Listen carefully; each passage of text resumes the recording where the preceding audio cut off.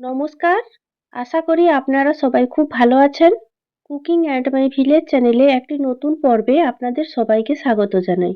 সন্ধ্যার আড্ডায় খাওয়ার জন্য এক মুচমুচে পকোড়া তৈরির ভিডিও নিয়ে আপনাদের সামনে চলে এসেছি। আপনারা অবশ্যই স্কিপ না করে ভিডিওটি শেষ পর্যন্ত দেখতে থাকুন। আশা করি পকোড়া তৈরির ভিডিওটি আপনাদেরও ভালো লাগবে। আর ভালো লাগলে সাবস্ক্রাইব করে পাশে থাকবেন। আজকে বানাবো মোচার মুচমুচে পকোড়া। আর মোচার পকোড়া তৈরির জন্য মোচাটাকে কেটে কুটে ধুয়ে নিয়ে চলে এসেছি একেবারে।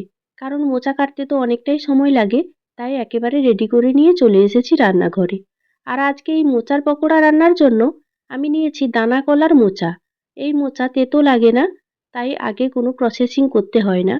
আর কাঁচা কলার মোচা তো তেতো লাগে, তাই লবণ হলুদ জলে ডুবিয়ে রাখতে হয়। এই মোচার ক্ষেত্রে এটা করতে হয় না। এবার মোচাটাকে সেদ্ধ করে নেব। মোচা সেদ্ধ করার জন্য একটা প্যান বসিয়ে দিয়েছি। এর মধ্যে দিয়ে দিচ্ছি পরিমাণ মতো জল।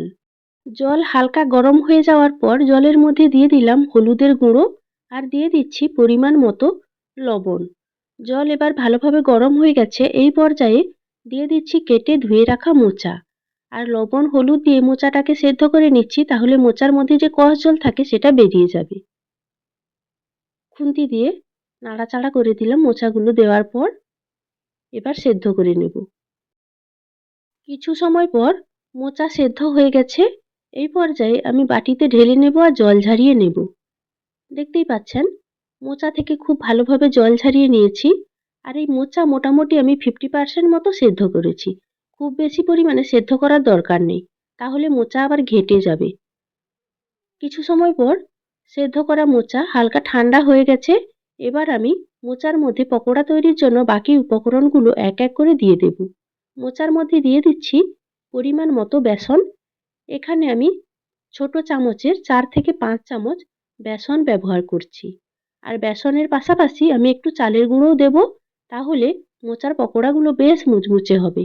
2 থেকে 3 চামচ চালের গুঁড়ো দিয়ে দিলাম। এই পর্যায়ে দিয়ে দিচ্ছি পেঁয়াজ কুচি।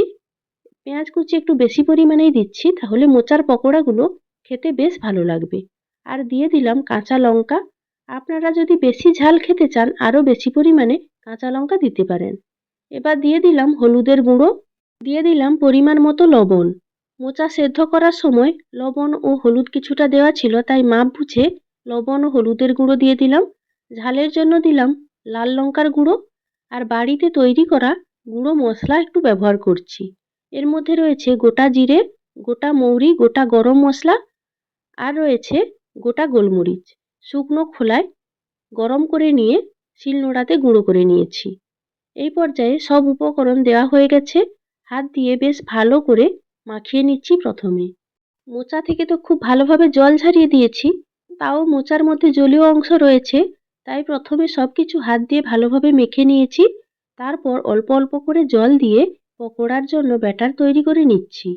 খুব বেশি জল একসঙ্গে আপনারা দিয়ে দেবেন না, তাহলে ব্যাটারটা পাতলা হয়ে যেতে পারে। আর এই মোচার পকোড়া তৈরির জন্য ব্যাটার খুব বেশি পাতলা করারও প্রয়োজন নেই। মোটামুটি একটু শক্ত ভাব থাকবে ব্যাটারটা, এমনভাবে মাখাতে হবে। দেখতেই পাচ্ছেন অল্প একটু জল দেওয়ার পরই ব্যাটারটা খুব ভালোভাবে সেট হয়ে গেছে। খুব বেশি পাতলাও হয়নি, আবার খুব শক্তও হয়নি। ব্যাটার রেডি হয়ে গেছে। এবার ভেজে নিলেই তৈরি হয়ে যাবে মোচার মুচমুচে পকোড়া। পকোড়া ভাজার জন্য কড়াই বসিয়ে দিয়েছি। কড়াই হালকা গরম হয়ে গেছে।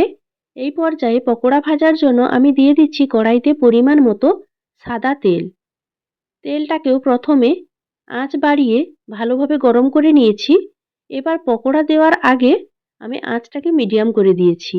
এই পর্যায়ে ছোট ছোট করে পকোড়ার আকারে ধীরে ধীরে তেলের মধ্যে দিয়ে দিচ্ছি এক এক করে।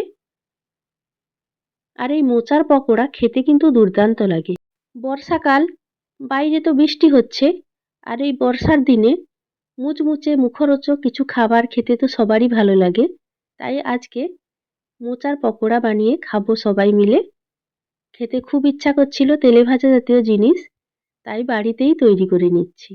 বাজার থেকে কিনে আনা চপ পকোড়ার চাইতে বাড়িতে তৈরি করলে খেতে বেশি ভালো লাগে। স্বাদের একটু হয়তো হেরফের হয়, তবে পরিষ্কার ভালো তেলে ভাজা হয়, দোকানের পকোড়াগুলো অনেক দিনের পুরনো তেলে ভাজা হয়, তাই বাড়িতেই তৈরি করে নিলাম। পকোড়ার একদিক মোটামুটি ভালোভাবে ভাজা হয়ে গেছে। এবার ধীরে ধীরে পকোড়াগুলোকে আমি উল্টে দিচ্ছি। আর এইভাবে উল্টে পাল্টে পকোড়াগুলোকে একটু সময় নিয়ে ভালো করে ভেজে নেব। মিডিয়াম আঁচে পকোড়াগুলোকে সময় নিয়ে ভাজছি, তাহলে পকোড়াগুলো মুচমুচেও হবে আর পকোড়ার ভেতরের দিকটাও খুব ভালোভাবে ভাজা হবে। কিছু সময় ধরে উল্টে পাল্টে মোচার পকোড়াগুলোকে ভেজে নিচ্ছি। আর দেখতেই পাচ্ছেন পকোড়াগুলোর কালার ধীরে ধীরে চেঞ্জ হয়ে যাচ্ছে।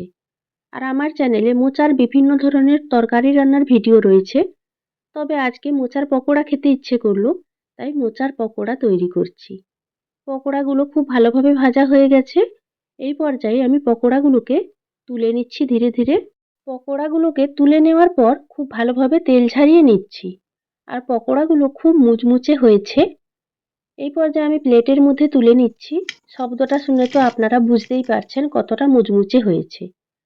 এই পর্যায়ে বাকি পকোড়াগুলো আমি তেলের মধ্যে দিয়ে দিচ্ছি আর একইভাবে বাকি পকোড়াগুলোকে আমি ভেজে নেব। আর এই মোচা প্রচণ্ড একটি উপকারী সবজি, আপনারা তো সবাই জানেন। এই মোচার মধ্যে প্রচুর পরিমাণে আয়রন রয়েছে। এই মোচার তরকারি খাওয়া খুব ভালো। তেলে ভাজা করে খেলে খুব একটা উপকারিতা থাকে না, তবে মাঝে মাঝে খেতে ইচ্ছে করলে এক আধ দিন খাওয়াই যায়।